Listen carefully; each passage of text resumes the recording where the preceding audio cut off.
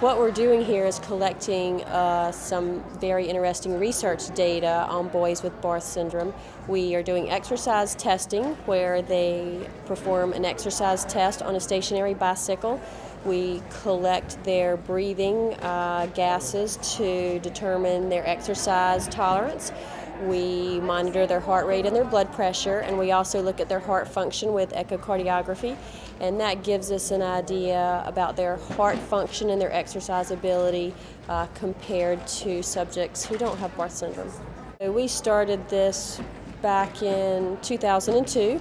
At that time we just did echocardiography, EKG, and blood labs.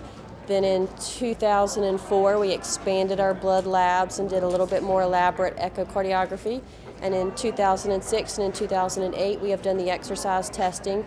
And this year we expanded it to include an echocardiogram after they exercised as well to look at their heart function response to exercise. Many of the boys that we see are ones we have seen in the past, so it's really just now that we're able to get some true longitudinal data as they grow. We're hoping that it will give us a better idea about why they have exercise intolerance compared to other boys, how this is related to their heart muscle function, how it's related to their skeletal muscle function, as well as how it relates to the actual cell function due to the true gene abnormality that they have. And we hope that that information will give us a better idea about treating their symptoms as well as their basic defect that they have at the cellular level.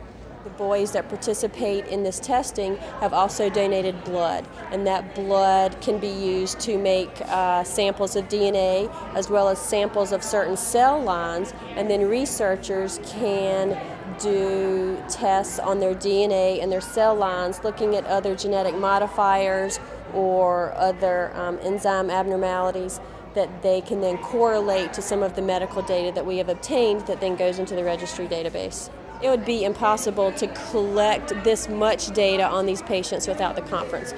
There are protocols in place at both the Children's Hospital of Boston and the University of Florida to be able to see these boys, but they come from all over the world, and therefore many of the ones that we see locally at our hospitals are ones that we either bring in or come there for care anyway. But when you have boys coming from England, Australia, Portugal, the West Coast and whatnot, and they all come here together at one time, it's a tremendous resource for us to be able to come for a rare disease and see the boys here all at the same time and collect the data all at the same time.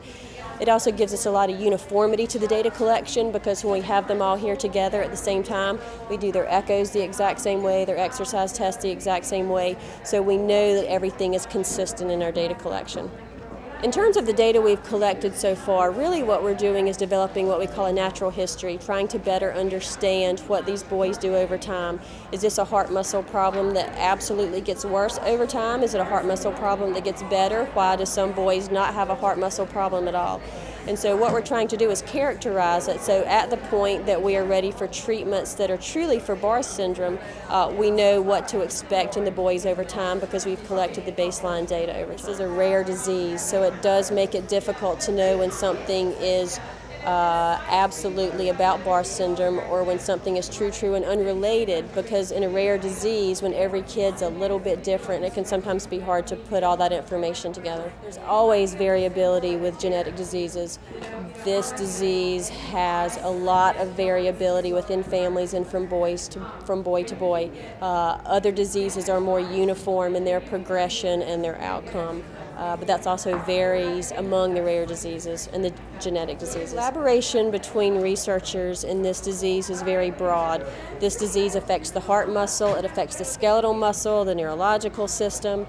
It is also of great interest to people who study mitochondrial biology. So all of those people come together at the meeting, and it's a wealth of collaboration both at the meeting and in research projects separate from this that combine both the basic scientists and the clinical scientists from different arenas who are studying how the disease affects their organ system or what their interest is. It brings together the scientists, the physician scientists, the bench researchers, the biochemists, the geneticists, the cardiologists, the neurologists, the physical therapists. Everyone's here together, both collecting data and attending the sessions and speaking to the families. All of that together creates a very collaborative atmosphere.